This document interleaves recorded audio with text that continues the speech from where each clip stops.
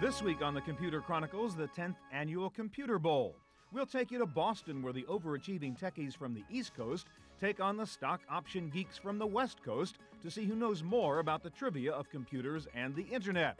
Cheers star John Ratzenberger joins me as co-host. The contestants for the West Coast include Netscape's Mark Andreessen, New York Times columnist Denise Caruso, and the chairman of Intuit, Scott Cook. The East Coast team includes the president of the Software Publishers Association, Ken Wash, Walt Mossberg of the Wall Street Journal, and Robert Ziff of Guess Who. Guest questioners include VisiCalc inventor Dan Bricklin, whoops, there goes one answer, and Gwen Bell, co-founder of the Computer Museum. The 10th Annual Computer Bowl from Boston, next on the Computer Chronicles.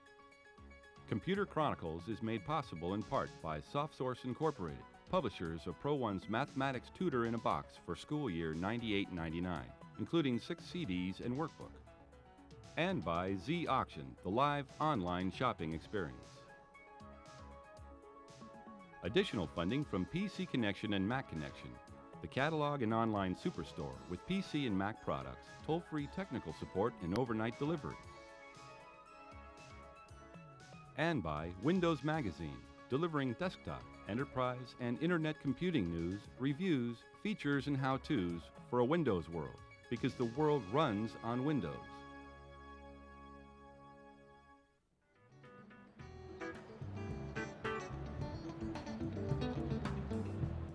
I'd like to introduce you to tonight's Master of Ceremonies. I'd like to introduce the Master of Ceremonies for tonight. He is the host of the Computer Chronicles and the Computer Bowl show. Please welcome Stuart Chaffee. Thank you very much. Good to see you. All right, let's have a nice round of applause, actually, for our Computer Bowl ensemble you've been listening to. It is the Mike Renna Band.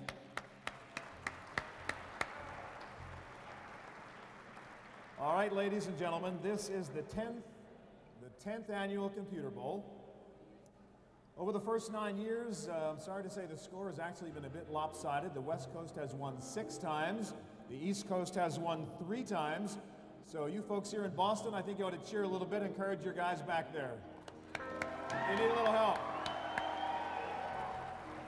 And just so you all here in Boston know, out on the West Coast, we have a live audience also at Moffett Field in Mountain View, California, watching this with a live satellite feed. And you guys out there, I assume you ought to be clapping and cheering on your West Coast guys who are backstage right now. So let's assume they're clapping. Show a little sportsmanship here. All right, by the way, this 10th Annual Computer Bowl is being webcast live through the courtesy of Sun Microsystems. It also is going to be archived on the web. You'll be able to access the Computer Bowl webcast at computerbowl.org, at sun.com, and at graham.com. Now, as you know, this annual Computer Bowl is a serious battle of wits, a battle of computer trivia to see whether it is the techies on the East Coast or those geeks on the West Coast who know more about the history and the events and the people of the computer industry. And the winners of this 10th Annual Computer Bowl will be crowned, as always, super sages of cyberspace. So we're going to get right to it. Representing the West Coast, the reigning champions are the Senior Vice President for Product Development at Netscape, Mark Andreessen. The Chairman of Intuit, Scott Cook. The President and CEO of Storm Technology, Bill Kraus. The Chairman and CEO of Starwave, Mike Slade. And the captain of the West Coast team, technology columnist for the New York Times, Denise Caruso.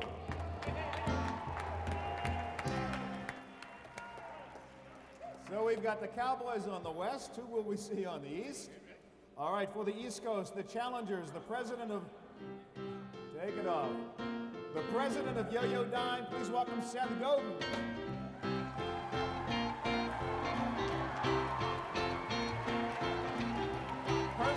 Personal technology columnist for the Wall Street Journal, Walt Mossberg. The president of the Software Publishers Association, Ken Wash.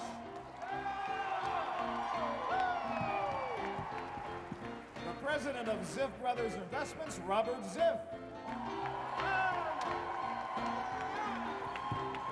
on now the captain of the East Coast team. He's Executive Vice President for Strategy at Lotus Development Corporation. Welcome, Mike Zisman.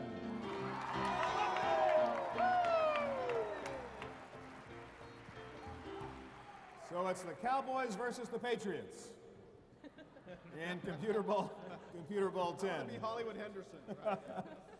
All right, it is my great pleasure now to introduce my, well, actually, before I do that, you know, we have learned over past years that a lot of times these guys are very competitive and they argue sometimes about the correct answers to these questions.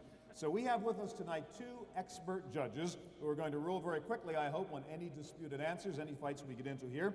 So please welcome our two distinguished judges. We have Andy Cunningham of Cunningham Communications. Where's Andy? And Dan Bricklin of Trellix Corporation.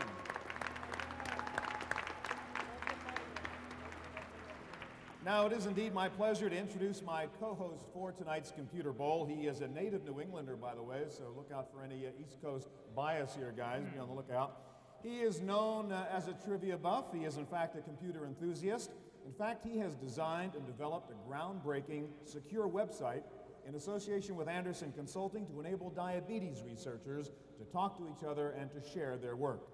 He is also a prolific producer and writer and director. He has appeared as an actor in many television series and movies, including Gandhi, Star Wars, Murphy Brown, and Toy Story. You have probably seen him recently on television as the Pitney Bowes Man, and you no doubt all know him as a regular at a local bar right around here called Cheers.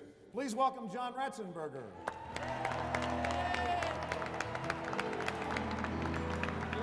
John. Thank you, everyone. Thank you.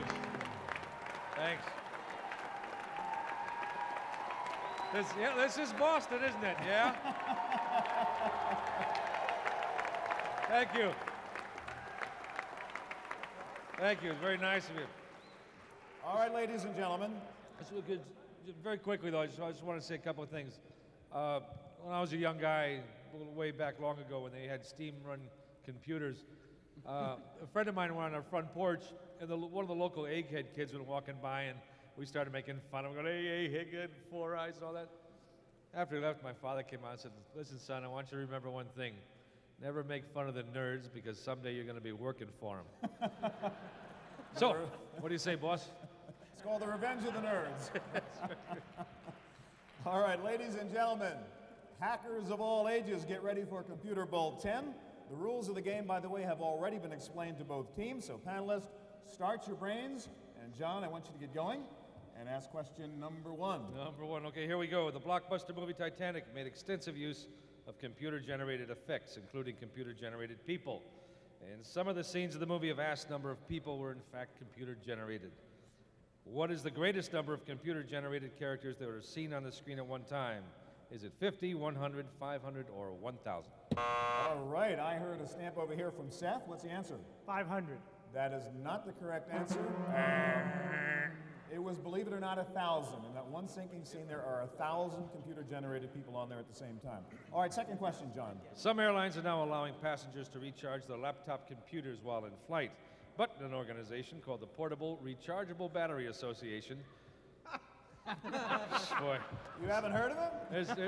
There's people with a lot of time in their hands, huh? The PRBA. Yeah. They apparently want the FAA to prohibit airline passengers from doing that, recharging the batteries. Why?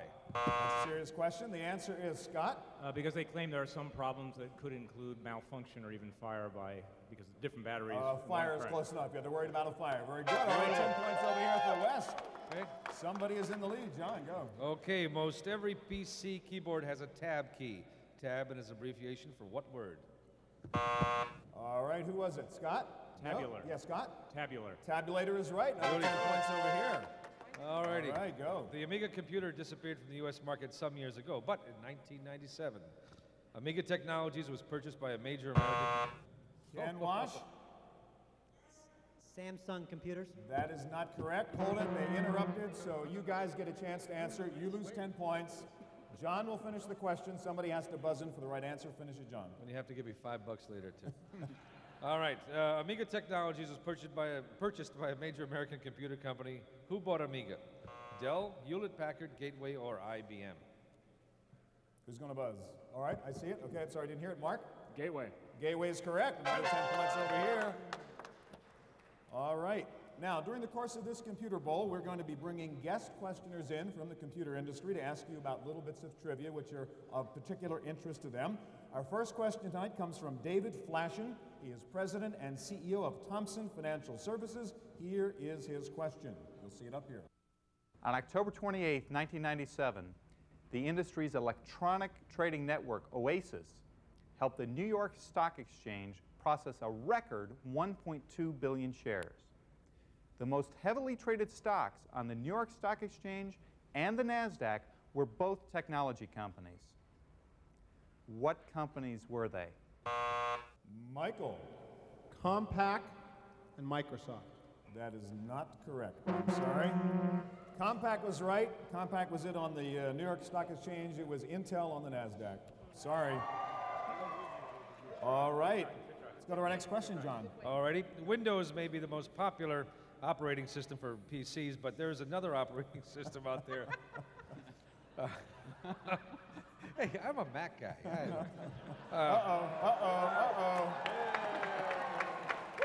How's that Edsel running for you? It's the G3, the sports model.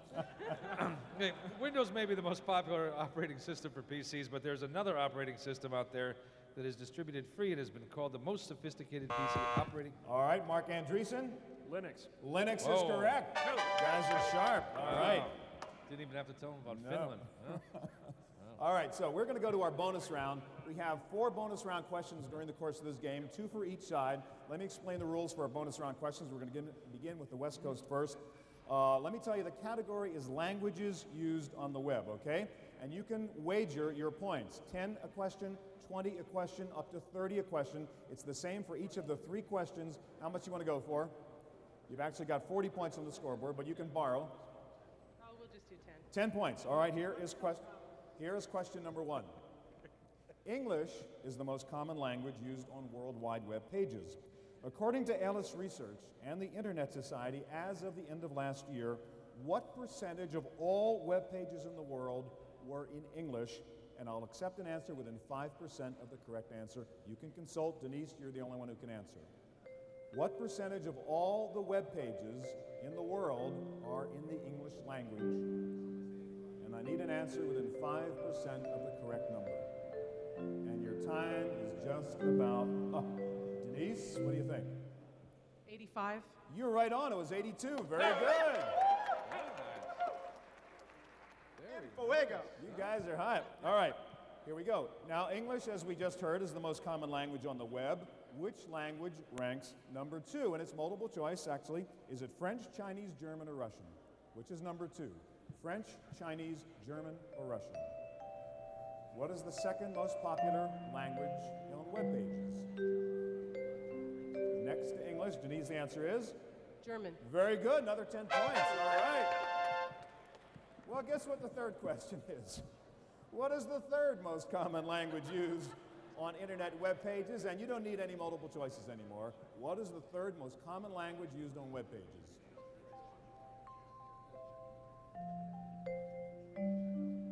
All right, time is up, Denise. It is? Chinese. Wrong, it was Japanese. Good try. Okay, you got 20 points out of that. No, it was not a multiple choice question. Remember? No. I told you that. These guys are. Yes, you lost 10 for getting that wrong. That's the way it works. All right, these guys are tough, John. That's right. Maybe we should have them arm wrestle the other Yeah, team. We just get out of here on All right, go, John. What's the next All question? right, the sci-fi movie Lost in Space is a big hit this year, thanks to some whiz-bang high-tech effects. Now, it's based on an original TV series which featured a character called Robbie the Robot. We all know and love Robbie, I remember. In the original TV series, what microprocessor was used inside Robbie the Robot? Robbie the Robot on the original Lost in Space. No hints for Bill the peanut Krause. gallery. Oh, I'm sorry? You got it first? That's all right, Bill. The 8088. I hate to embarrass you, but there were no microprocessors in the early 1960s when Robbie the Robot was on. No answer. The answer is none. The answer is none, I'm sorry, yes. But now, Trick question, what can you do? but now, of course, Robbie is bundled with Windows 98. Of course. All right.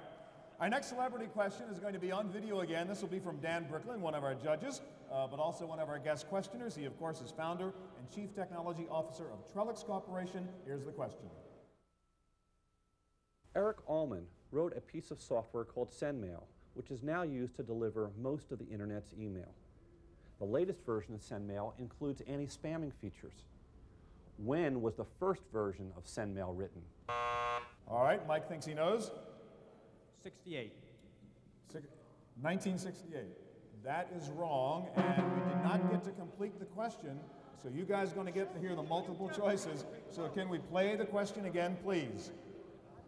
Eric Allman wrote a piece of software called SendMail, which is now used to deliver most of the Internet's email. The latest version of SendMail includes anti-spamming features. When was the first version of SendMail written?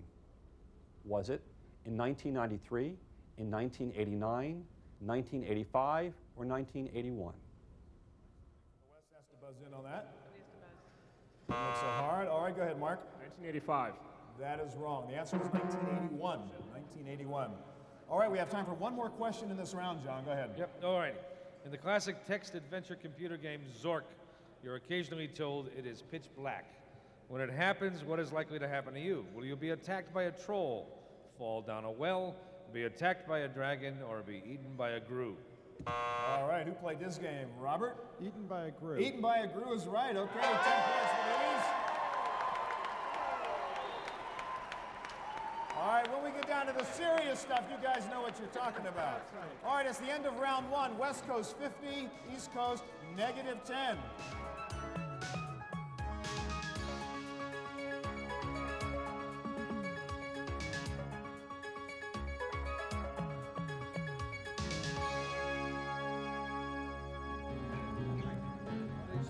Okay, we're ready to go. You ready, John? I was born ready, Stuart. All Go ahead. All right, we are ready for round two of Computer Bowl 10. Score again, it's now actually 50 points over here, -10. Or something good happened for you guys during the break, I don't know. 50 to -10. Give them the first question, John. All right, there's some debate as to whether or not there's life forms on Mars, but there are now several microprocessors on Mars.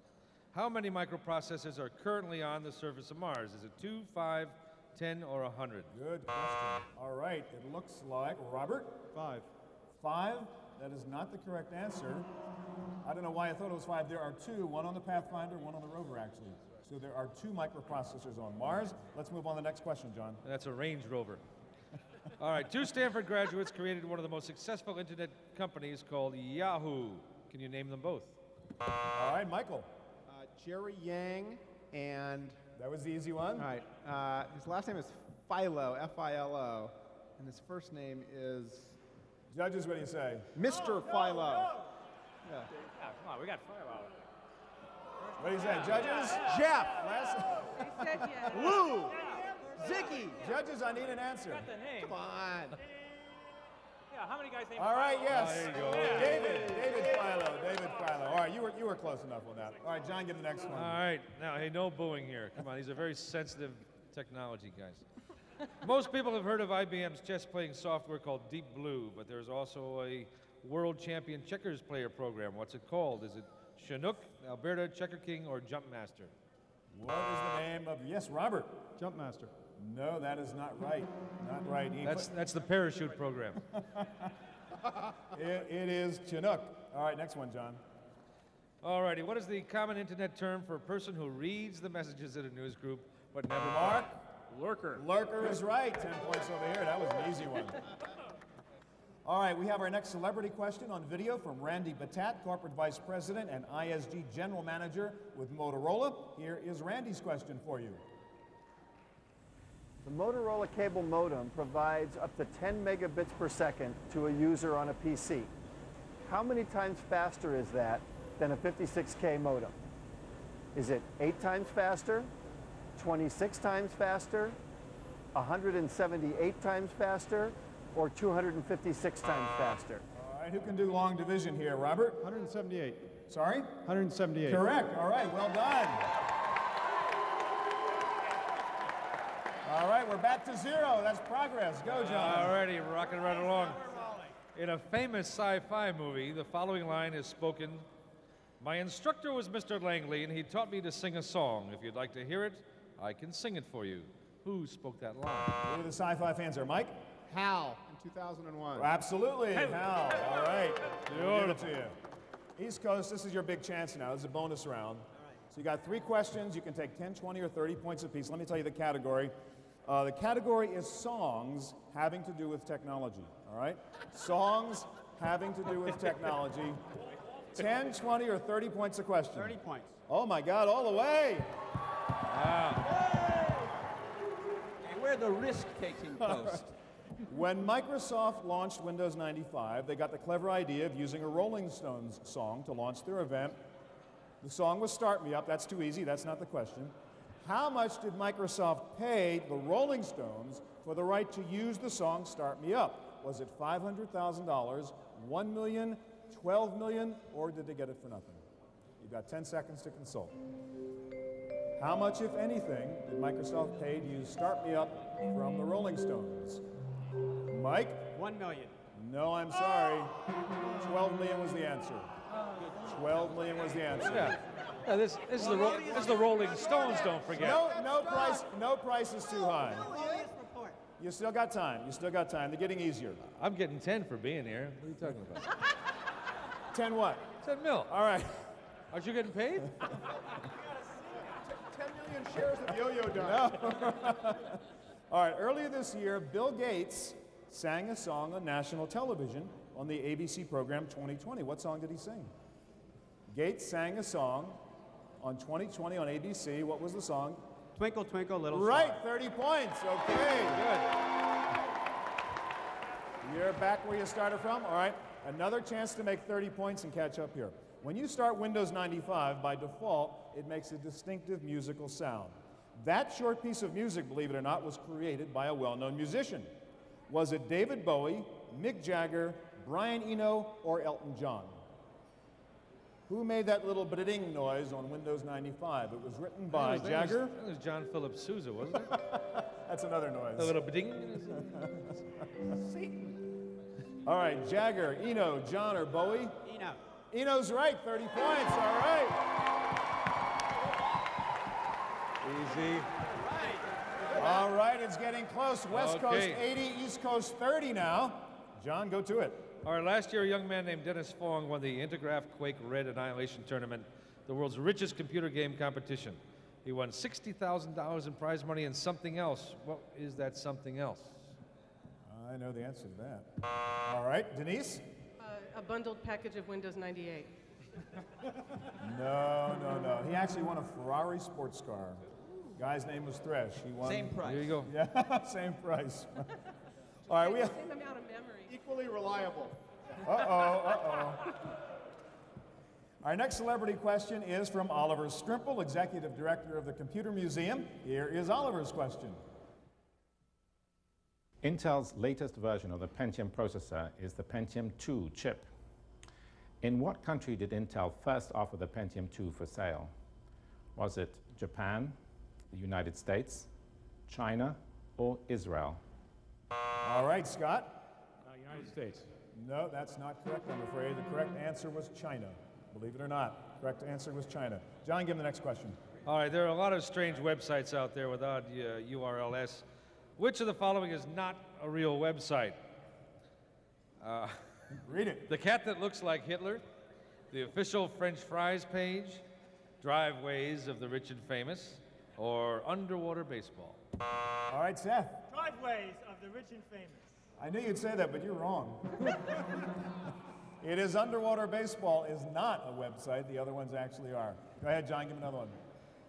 The Prodigy online service began as a joint venture between two large corporations. One of them was IBM. Who was the other partner?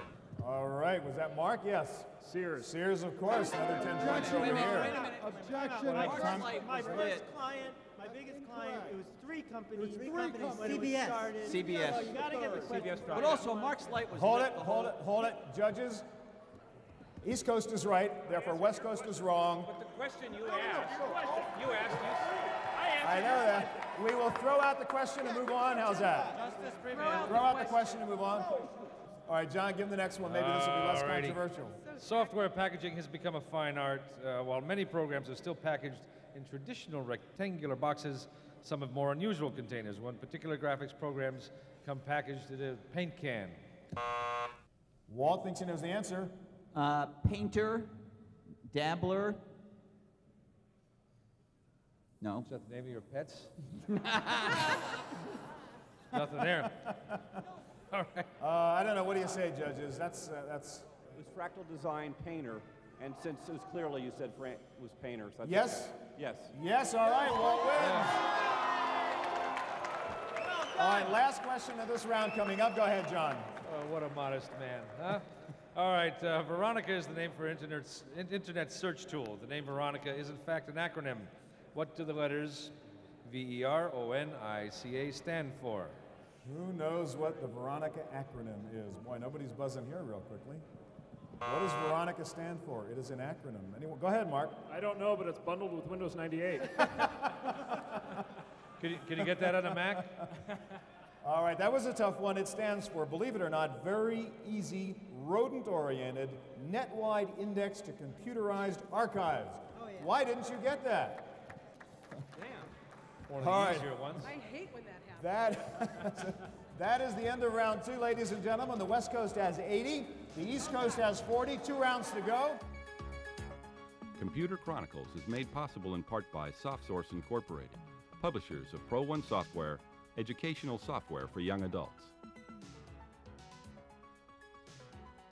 And by Z Auction, the live online shopping experience. Additional funding from PC Connection and Mac Connection, the catalog and online superstore with PC and Mac products, toll-free technical support, and overnight delivery. And by Windows Magazine, delivering desktop, enterprise, and internet computing news, reviews, features, and how-tos for a Windows world, because the world runs on Windows. To purchase a videotape copy of today's program, call toll-free 1-888-310-7850. Please specify the show number and the topic. Next week on the Computer Chronicles, the conclusion of the Computer Bowl. We'll go back to Boston for the final 2 rounds of this 10th annual Computer Bowl to see whether the techies from the East Coast can catch up with the geeks from the West Coast in this contest to see who knows more about the trivia of computers and the Internet. Cheers star John Ratzenberger joins me again as co-host. The contestants will be the same, including Netscape's Mark Andreessen, New York Times columnist Denise Caruso, Intuit's Scott Cook, SBA President Ken Wash, Walt Mossberg of the Wall Street Journal, and Robert Ziff of Ziff Brothers Investments. The conclusion of Computer Bowl 10 from Boston, coming up next week on the Computer Chronicles.